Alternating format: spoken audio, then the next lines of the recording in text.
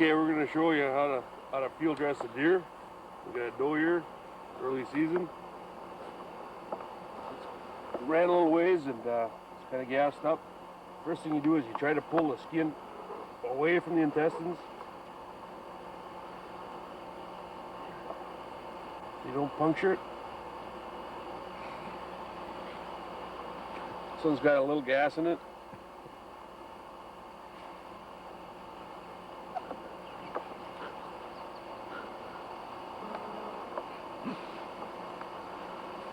Okay, keep the skin pulled up as far away from the guts and intestines.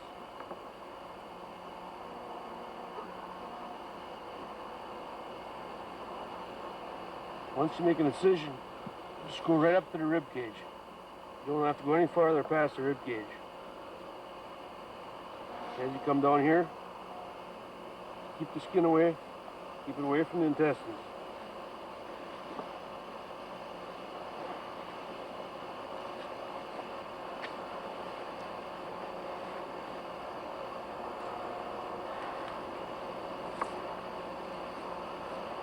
After you open her up like this, now this is the deer was shot with a bow and arrow, and make sure we check the broadheads, and there was no blades or anything that was missing from the broadhead as it entered the front cavity. So it's kind of okay to reach up there, but if you do have a broadhead that's busted off or something, you got to be very careful reaching up in here.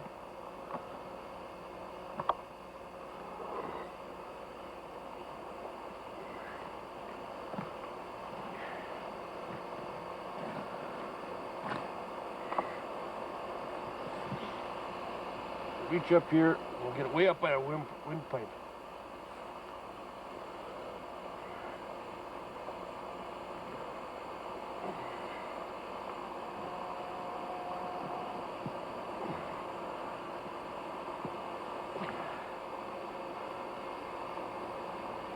Sometimes it tears.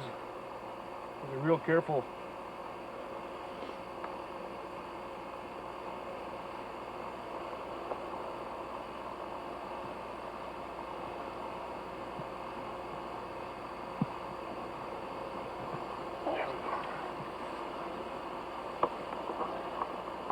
Take the guts and roll everything out to the side.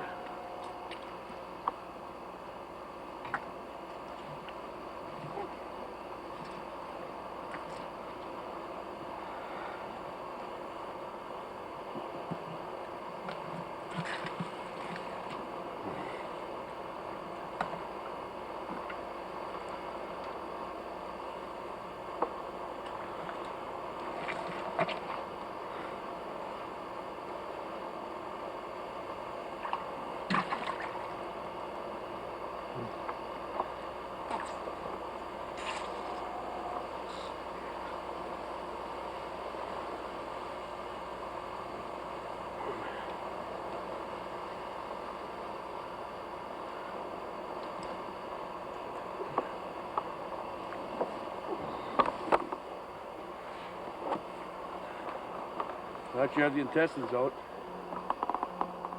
you kind of want to always take and try to cut out right around the rectum.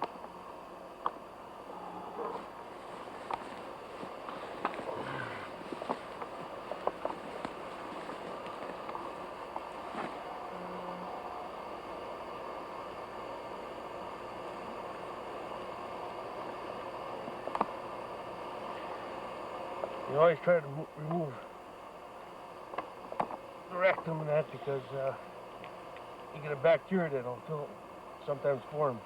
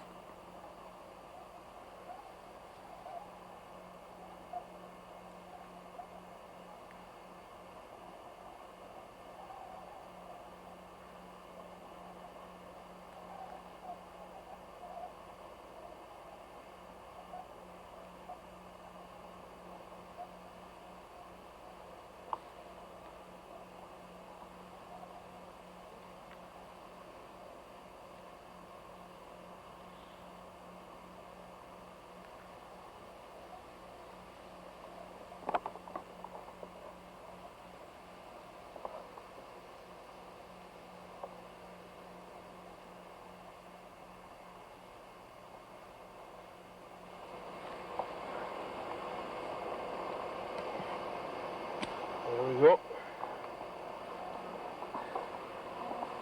So carefully just tip the deer over.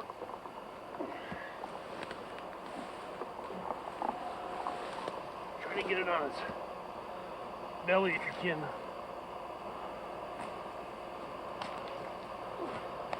What we'll do is try to drain all the blood out of it.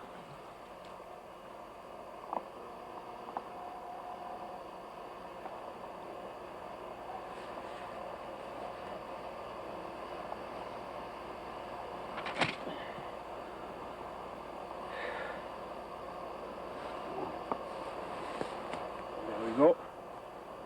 If you want to, you can save. A lot of guys will save the heart out of deer.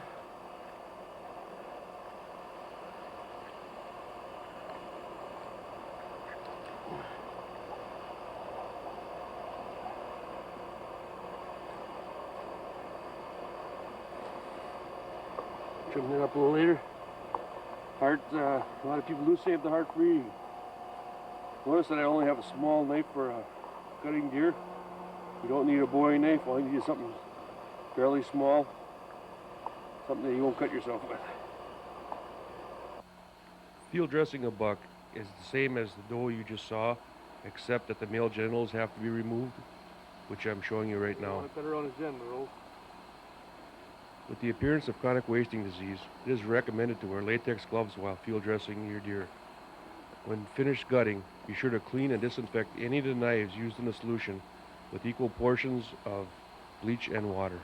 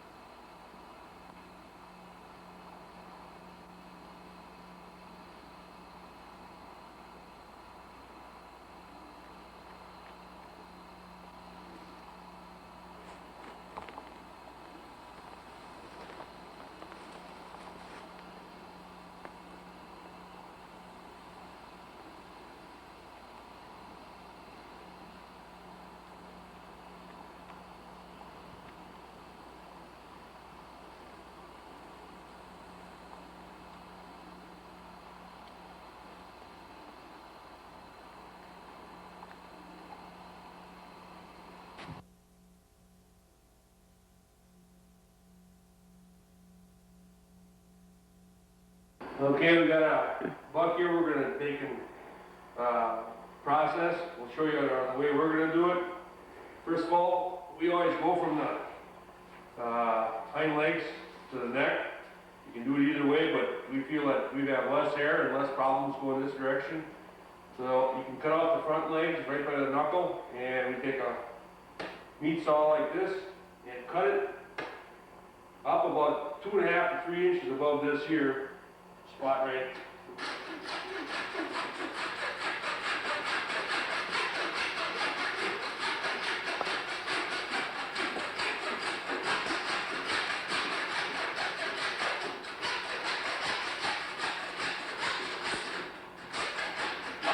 You can buy a meat saw like I have, or you can get a blade and have a blade for a hacksaw available at your local hardware stores.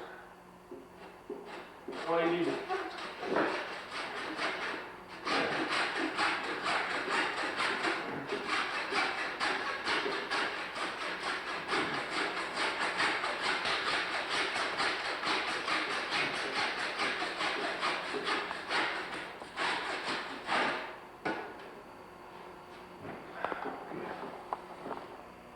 okay, after you remove the legs, kind of cut down and keep it. I like to take and cut down, stay right at the very top of the leg here. We're going to peel this down just so that we can get the, we got a whipple tree, but you can use a rope or anything to spread the legs apart.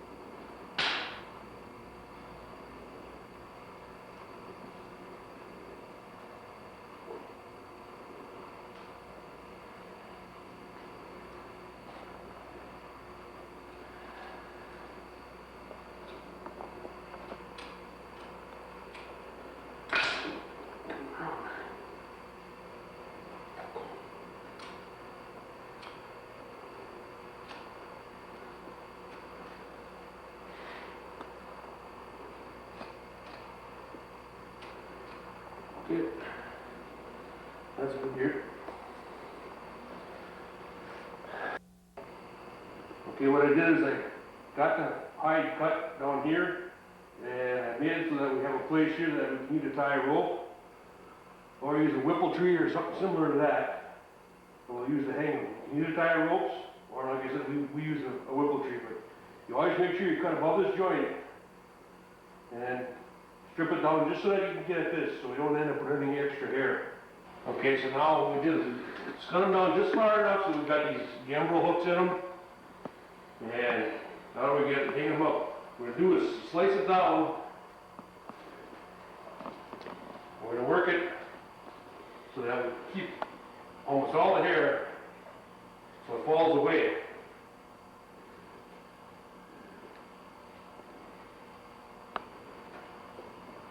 Takes just a little bit.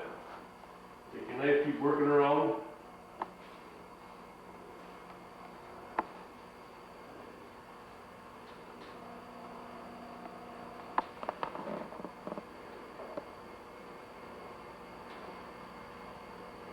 Take your time.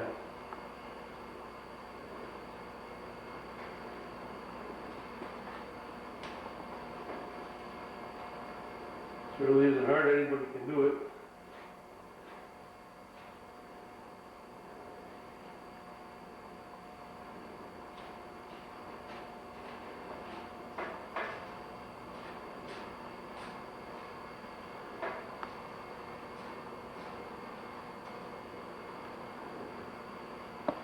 So as we slice this, peel it and roll it back so that the hair stays and falls away from the meat.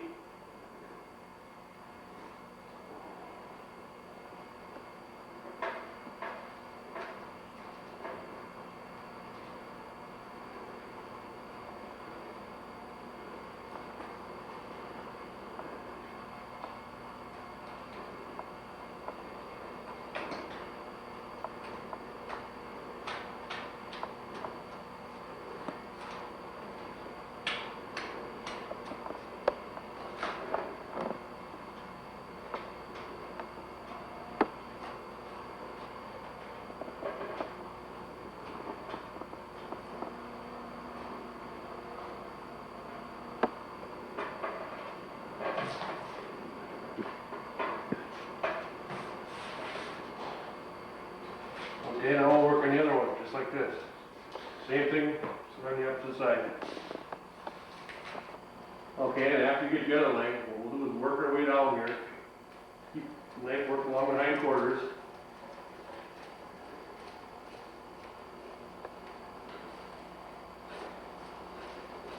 Take your time, pull nice and easy. Hopefully your gear isn't froze.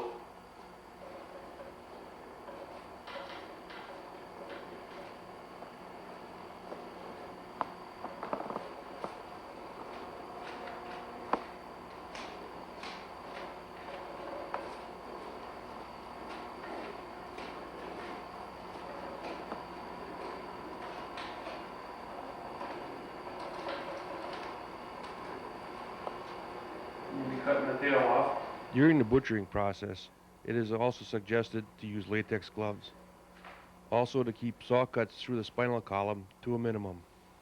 To avoid any contamination of meat from the saws or knives, it is recommended to have several basins of water to clean your utensils. One with a hot soapy water, one with a hot rinse water, one with a disinfecting solution of equal portions of bleach and water, and one with clean water for a final rinse. This should be done after any cuts that go through the spinal cord.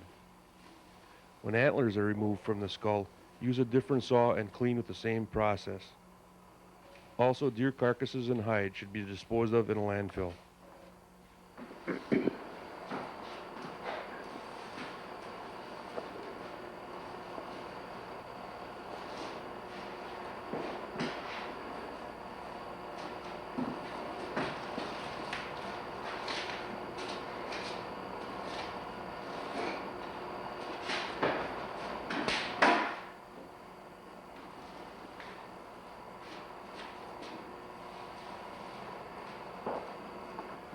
Okay, as we're skinning it out on the slug, One thing when you butcher your own deer, if you have a broadhead, you have to be careful of the wound area, so as not to cut yourself. But we keep working this down, and some people cut along the front legs, cut them open. I try to get and just pull them down. I find that the least cuts that we have to make through the hide, the cleaner the meat will be, the less hair.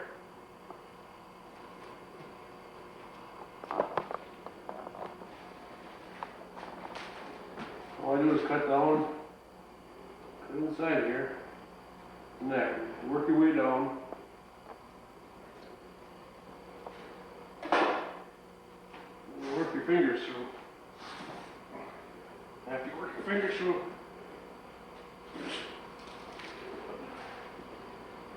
I call pulling off the sides.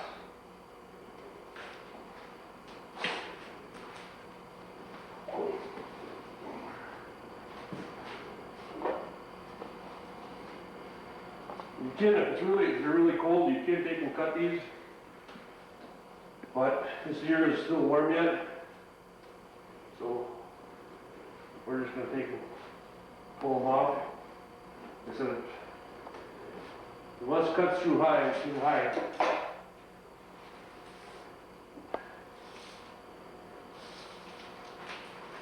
There you go. A lot less hair. Move that way. So all you do is you work the skin down slowly, just keep pulling it and just keep rolling the hide. Always just keep working the hide. Now we're far enough almost to the skull. You just take the saw, saw it off.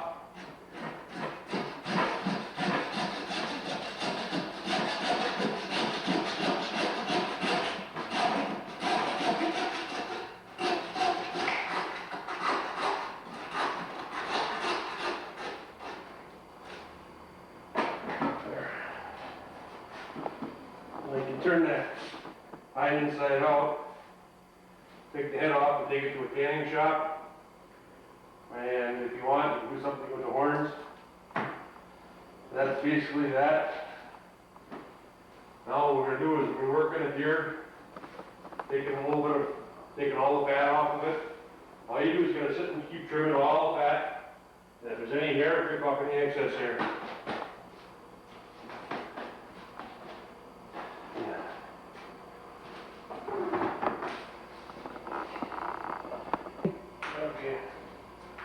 Okay, we spent about 20 minutes now cleaning off any excess fat.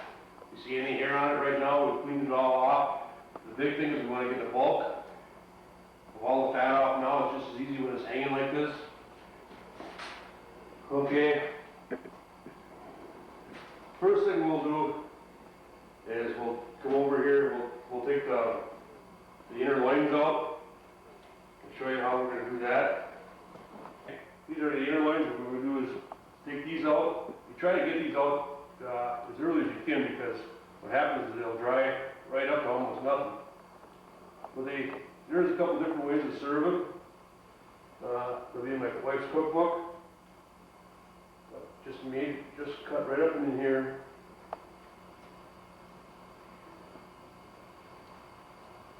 And you'll see there's like a regular socket, and it just kind of falls right out of here like this.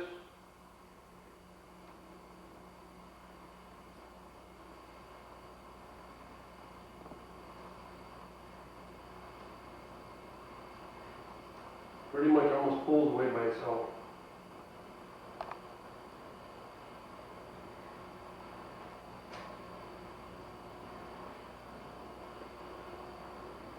You're going to hold clean this one up, and we'll take the other side out. And now what we'll do is, after we get the inner lines out, we can usually take the front legs off.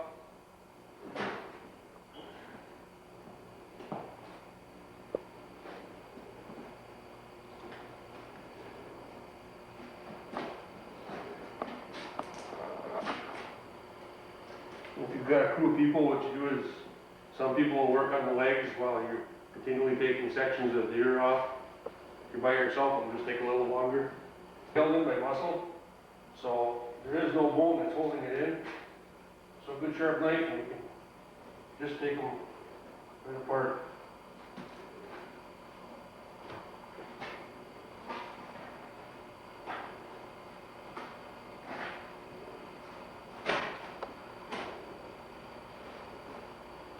What I'm going to do now is we got 2 loins. We'll take out the loins. That's your best cut of meat. That's also kind of like in a pocket. Once you get it started, it just about peels right. It just comes right out.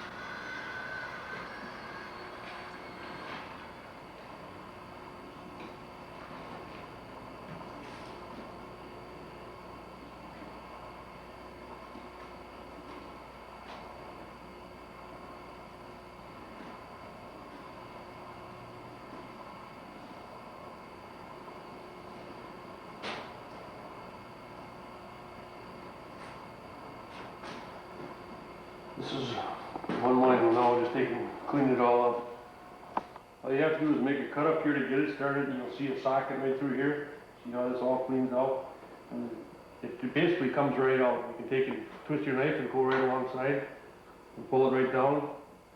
Doesn't take much. It should come right out of that socket though. And this area. That's your best cuts of meat, is your loins. So all I do is cut right tight to the backbone right up here. Swallow that down.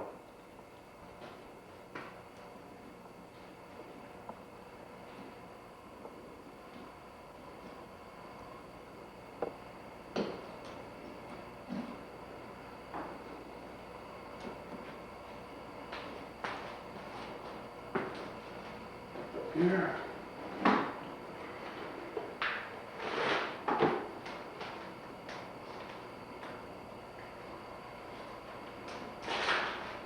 Once you get it started, almost just peel right away.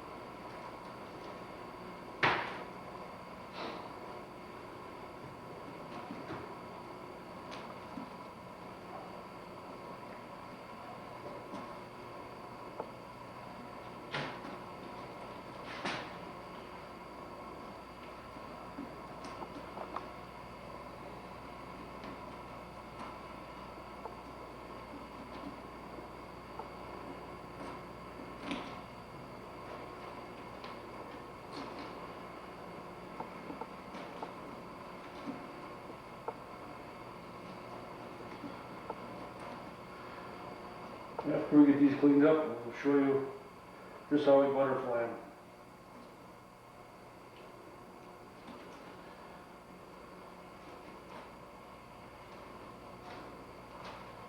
First thing, after we take it and we get the loins out, we get all our, basically almost all the meat off of it. Just there's a little bit left, but it's pretty small. Cut this off right here.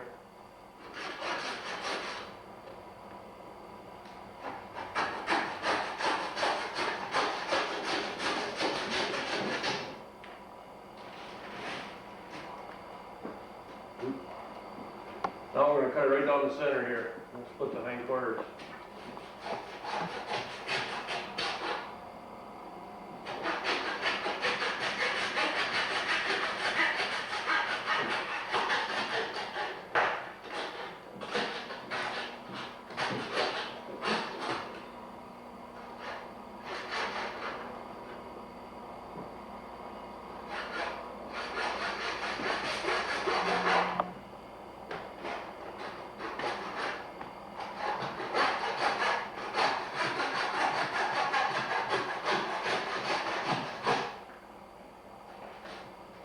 Go.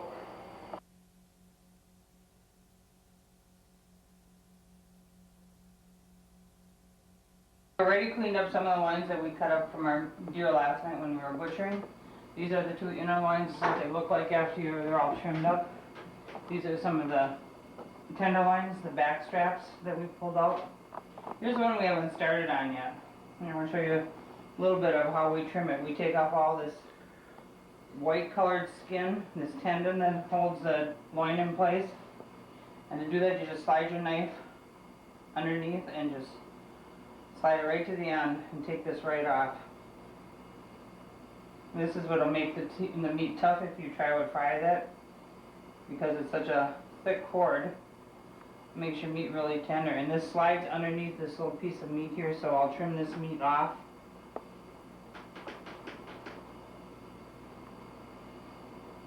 Same technique, just to slide on top of the cord to remove this section of meat. This can be thrown in for your sausage after you trim off some of the fat, or it could even be used as part of your stew meat. Usually we've gotten some of our meat already processed from last night. We cut up,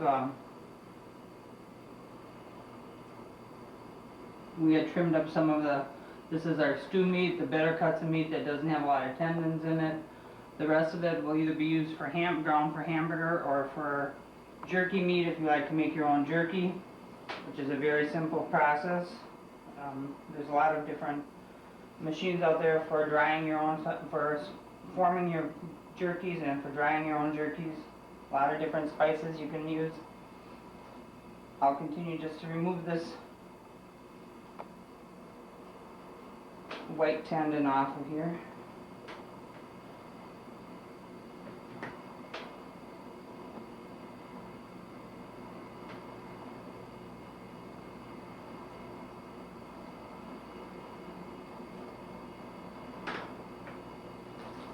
It is quite thicker on the edge. This is where it met against the spinal column. So you can just trim that right off.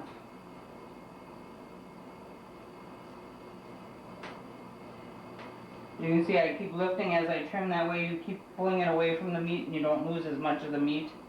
And if you just leave it flat, you always just angle your knife a little bit, just like you're filleting a fish, you angle your knife just to keep, just take that skin right off and leave the meat intact.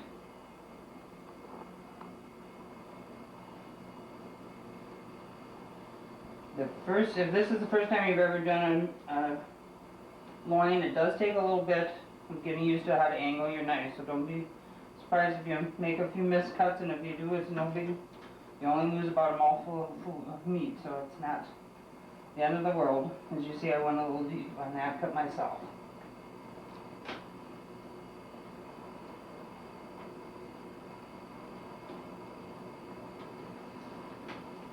On the back side here, you see that this is where it was met up against the rib cage. I usually cut this, about that much of it off, and I'll use this part of the meat where it's nice and meaty for more stew meat, and the rest I'll put into where it's a little fattier. I'll put that into a hamburger or sausage after I've trimmed off the excess fat. And I just keep going back along, picking off any fat or making sure there's no hair on any of the meat.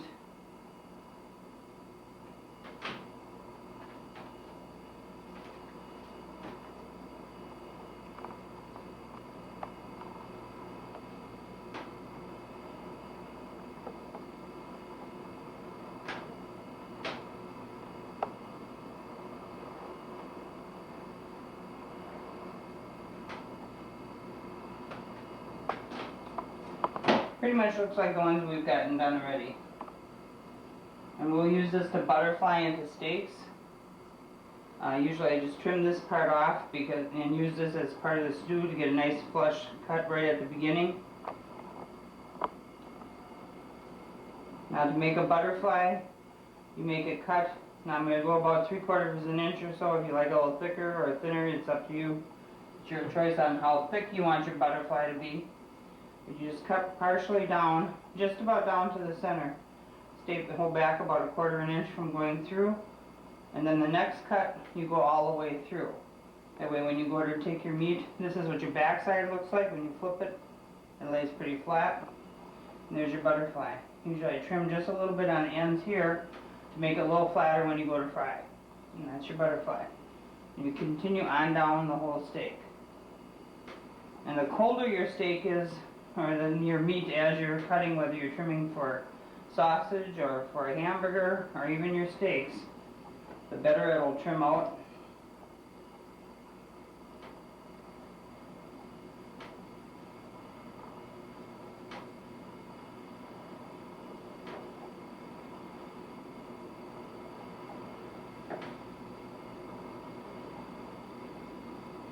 If you don't cut through all the way the first time, you can go back and trim it like I did those first two and get them so that they lay nice and flat. As you start to turn, you can just keep making your cut and continue your cut until you get it to lay as flat as you want it to be.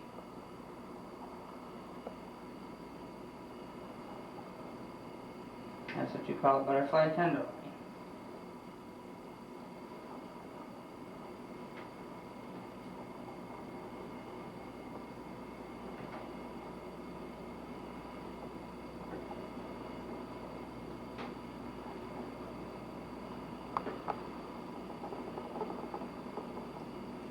Now these are great for sandwiches, perfect on the grill. A little seasoning.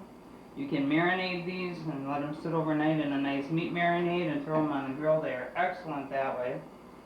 Or just a little salt and pepper on the grill.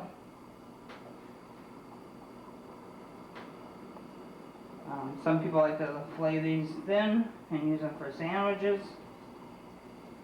We usually use some of the cuts of meat out of the hindquarter, which have some excellent cuts for that part of the sandwich meats. I'll show you how to do some work on hindquarter in just a few segments. And that's how you do a butterfly. You could have left this attached, that way I could have made another small butterfly, but it gets really thin when you get down to there. Getting more into the ribeye section of the steak when you get down that far in the cut.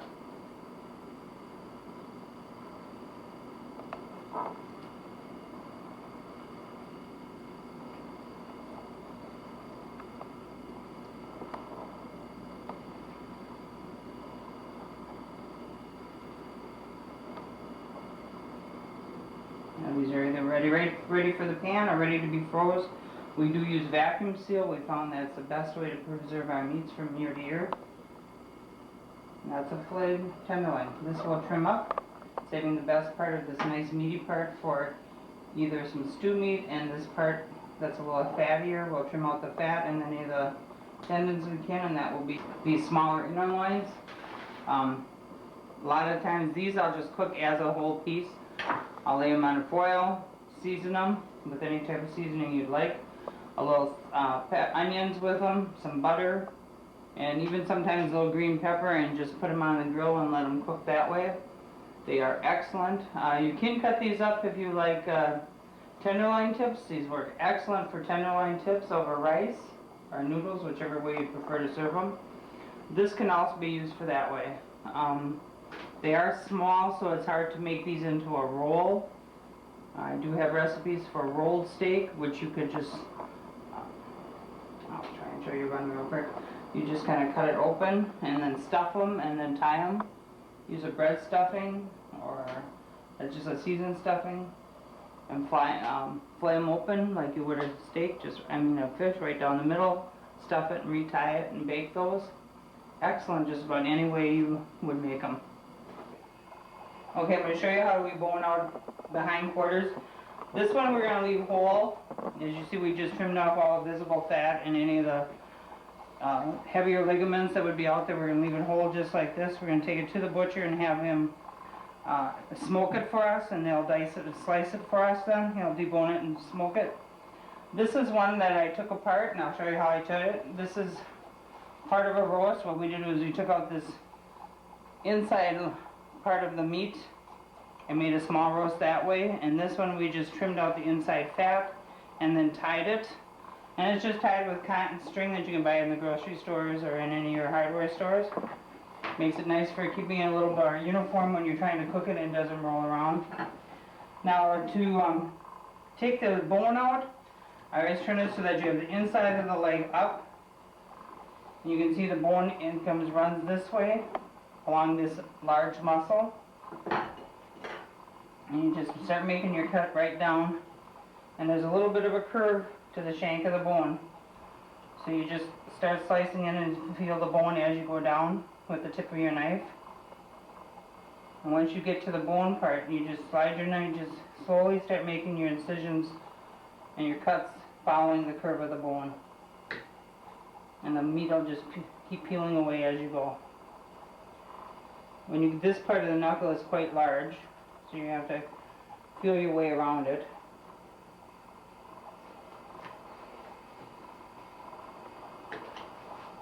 And the same thing with the knuckle up on the top. Just make smaller cuts along the top to follow the bone, and it just keeps turning itself right out.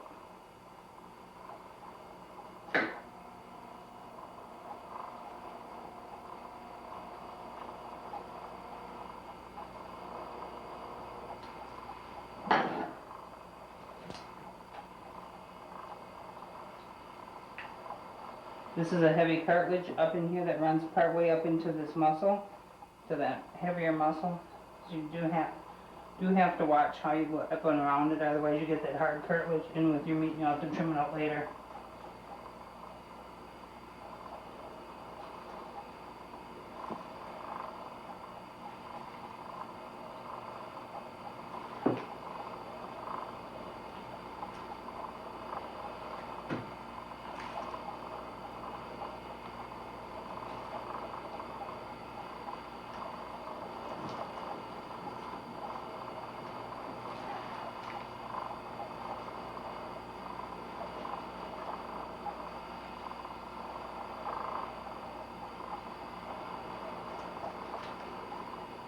That's about it, how to get that bone out. Now I'll show you what this muscle is. It's this big round muscle right here. I just trim off this piece. And if you can see how this opens up right in here, you can see how all the muscles are connected to each other with that film in between. And you just start cutting along one of the edges, and it'll roll itself right out. And that's that big thigh muscle that I have right here as part of one of my roasts. Now to make this other roll roast that I tied, I just went in here and opened this up, because there is some veins in there you'd like to take out. You don't want that, and there's a big hunk of fat in here. So I just opened it slightly and removed any visible fat. You can see I take this fat out. And you'll see there's a large vein that runs inside here. I've tried to remove as much of that I can. And some of this fat on the outside and the veining in here, the tendons and stuff. And then all I did was re-rolled it like this and then tied it once I had it all trimmed. What I'm going to do with this one, seeing I already have two large roasts, is I'm going to cut these up. I'm going to take them apart in sections, and it's the same way of taking this one out. It's just follow where they start to separate on their own with your knife, and your fingers work well at separating it where you don't have to make so many cuts. You can just take this right apart.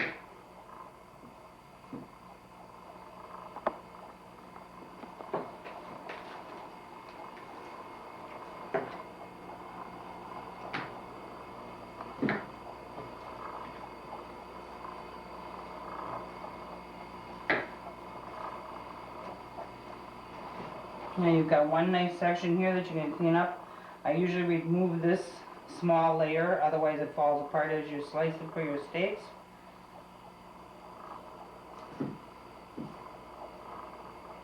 And this small layer I usually just cut up and add to my stew meat piles.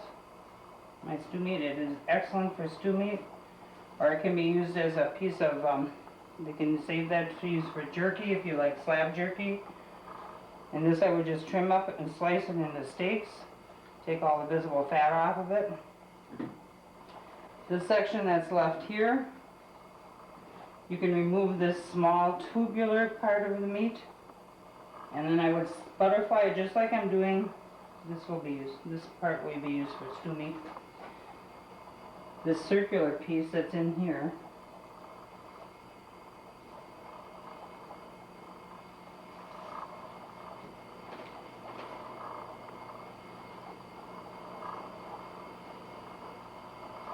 as you follow the tendon, you can see that it goes right down the side of this large piece. Now I just trim this all up, and then this I can use in butterfly just like I would do a loin, and it makes an excellent little steak. This then I also remove all this tendons that runs through here, trim it all up, and slice it up for steak. And usually I just slice these on an angle into the thickness that I like. Once I'm done with these, then I'll go back to this round muscle. There are quite a bit of tendons that run through here, so I'll trim it up really nice and then slice it, and that's what I use for my Swiss steak, because it is a little tougher meat because of the amount of tendons that's in it. But for a Swiss steak, you usually pound and add flour and pound out the meat so it's thinner, so that makes a good piece for the Swiss steak. Okay, now that I've taken those 4 main pieces of meat out of that hind quarter, 4 main muscles, I've trimmed them all up, and I'm ready to show you how I cut them for steaks. Again, the thickness of them is all your own preference. The real important thing is to make sure you have a good sharp knife. If you like working with the steel in your knife, always keep it handy, because the more you sharpen it, the better off your cuts are going to be. You get nice even cuts, nice straight cuts. If your knife is not sharp, you end up pulling your meat and stretching it and tearing it rather than cutting your meats. So you always want your cuts to be nice and straight and even.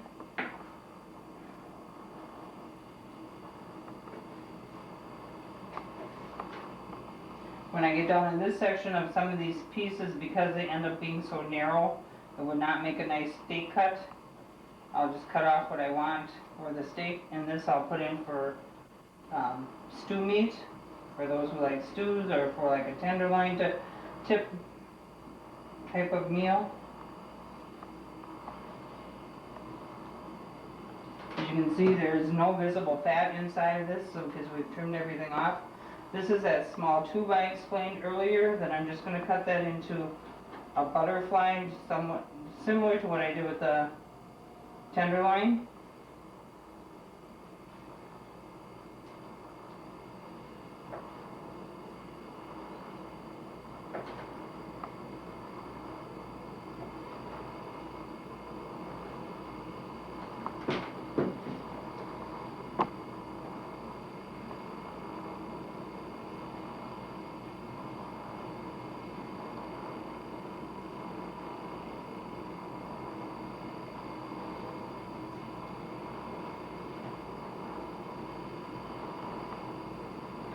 This large piece I will cut the same way I did this one.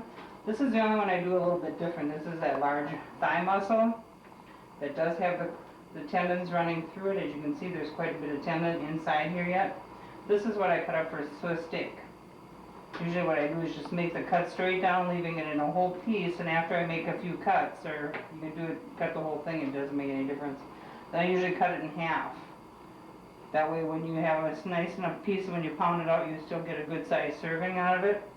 And it's easier to work with it when it's cut in half.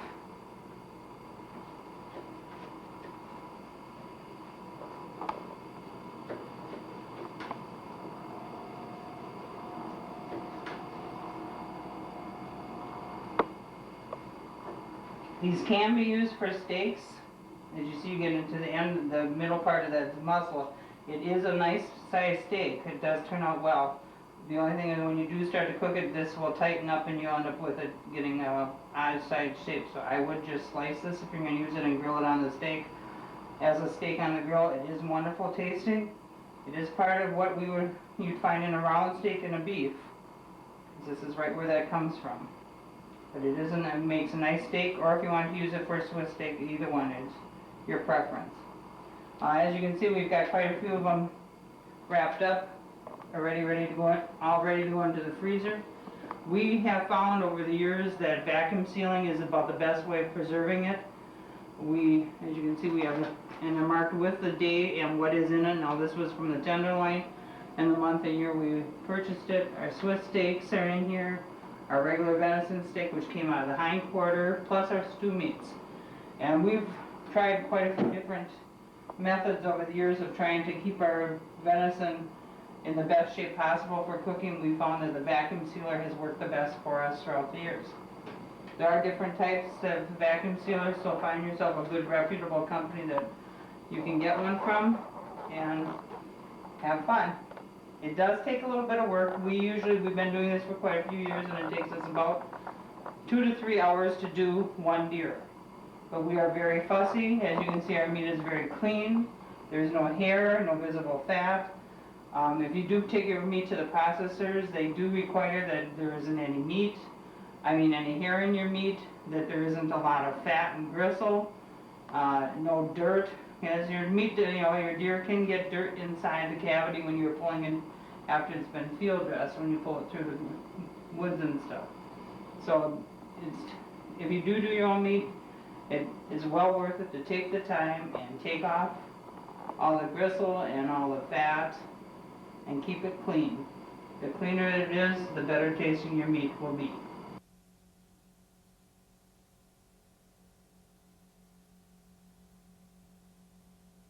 Another part of processing your deer is canning some of your meat if you like your meals to be quick and fast. This is a way to get yourself ahead of time. We're going to can in pints because we have a small family. You can, as you see, I have several different kinds of seasonings, some garlic, onion, and some green peppers ready for me to can. First thing you do is you put in your seasonings, and you pick whatever seasoning you like. You usually put about a half a teaspoon in the bottom, and usually add a little salt to flavor your meat. It's not necessary. And you start packing your meat into your jar, and you should pack tightly. You pack in layers so that make sure all your layers stay nice and tight. And then you just add a little bit of whatever you'd like for seasoning. If you want to layer yourself with a little green pepper, maybe a little garlic. Our meat has been cut up. We like to make a lot of stews. So I have chunked the meat ahead of time so that it's easier to deal with when we, to prepare the food when we open up the jars.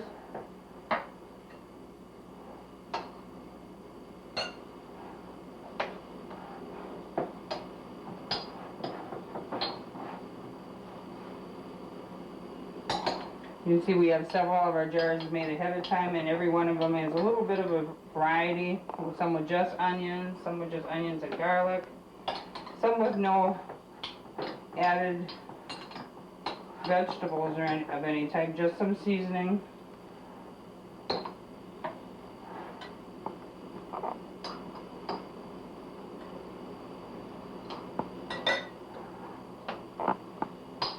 Just continue layering, packing tightly as you go.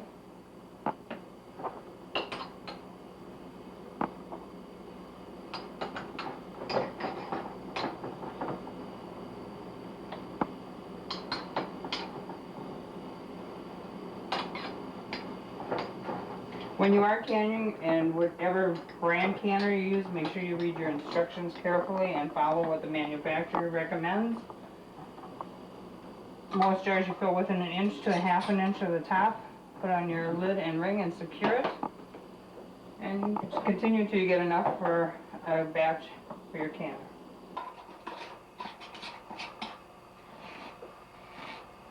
Now we have all our jars prepared. We'll set them into our pressure cooker. Fill it with the recommended amount of water and pressure cook it according to the timetable by the manufacturer.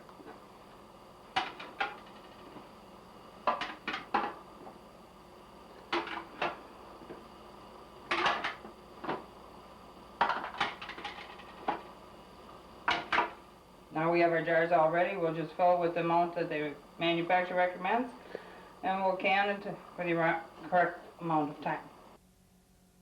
Okay, we've pressure cooked our jars with our canned venison according to the timetable, the size of jars, and the amount of meat you have in each jar.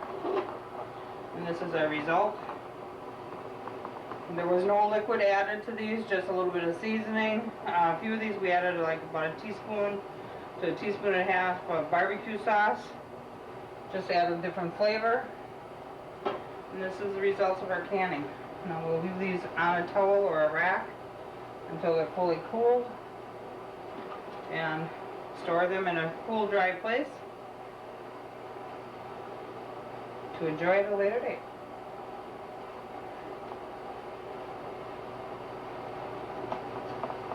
And as you can see, the meat is fully cooked. We just let these continue to cool and wipe down the jars after we're done. Take off the rings. Make sure we mark our date and what it is.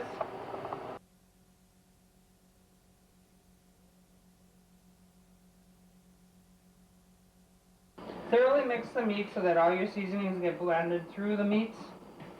Once you've got it thoroughly mixed, I use this is made by a local company. There's several other ones that are out in the product. It's just like a little salad shooter, a little tube shooter. You just load your meat inside.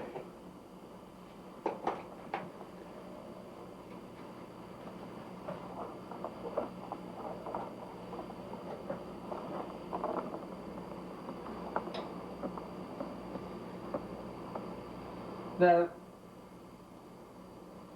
turkey maker we have has several different tips.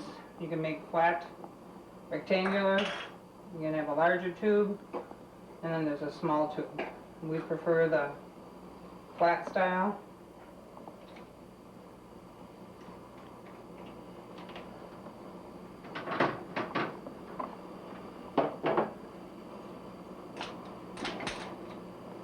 And you just lay it right on onto your tray.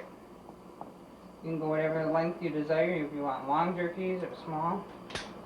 And try to keep them pretty evenly spaced on the trays, giving enough room for the air to circulate around your jerky. 2 pounds, this is a 4-tray dehydrator, and 2 pounds very nicely fills this dehydrator.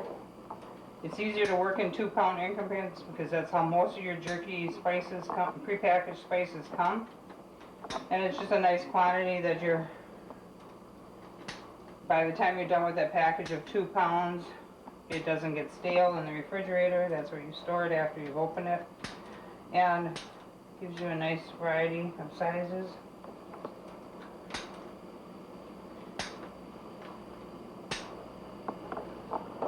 And you just continue filling your trays until all your meat is gone.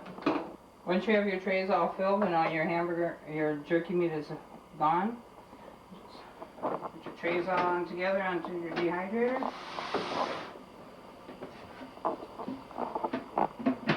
Cover it up and start your dehydrator up. This one, it takes about 8-9 hours for this batch to dry. When that batch is dry, you'll just do it to your desired doneness. The way to be able to tell is, this is still not done, but is to check the flexibility of your strips. And when you have it to the texture you prefer, then you just take them off. Okay, we've let our jerky machine, our drying machine run overnight. And this is what it'll look like when you take it out. It should be somewhat flexible, but break quite easily. It shows how it is dried, but it isn't brittle. And this is how your jerky will look after you've dried it to your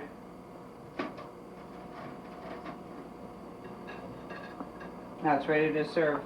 If you do get it and there are some little beads of oil on it, just take some paper toweling and dab that off and let it dry completely.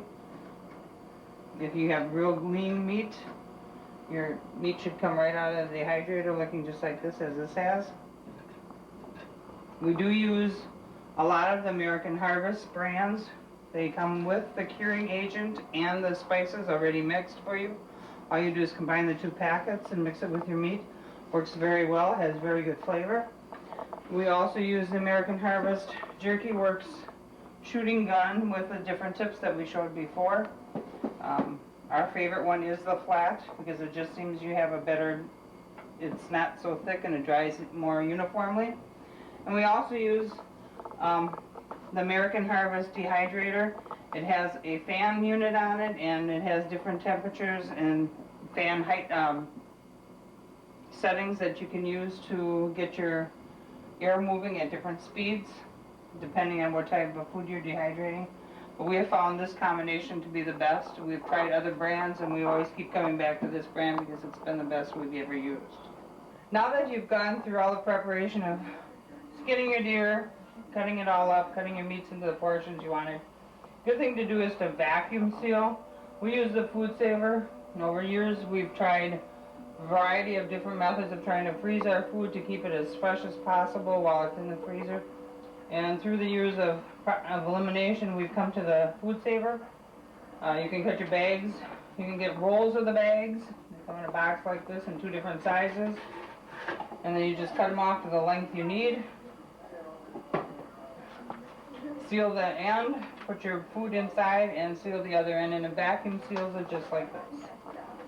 And then we always mark what it is so that when you go in the freezer, you can just grab whatever you need. Through the years, we found that this has been the best. This can be stay frozen for over a year, and your meat will come out just like it would the day you froze it. Also, we use it for our finished product after we've made our jerky and dried it and seasoned it, or seasoned and dried it. We vacuum seal it, good for taking on picnics. We do a lot of backpacking through canoe areas, and this keeps your food nice and dry and still good and fresh. And the easiest way to do that is you just seal your bottom, as I said, put your food inside. Make sure your end is down inside, the open end is down inside the channel. Lock your sides and press your start button.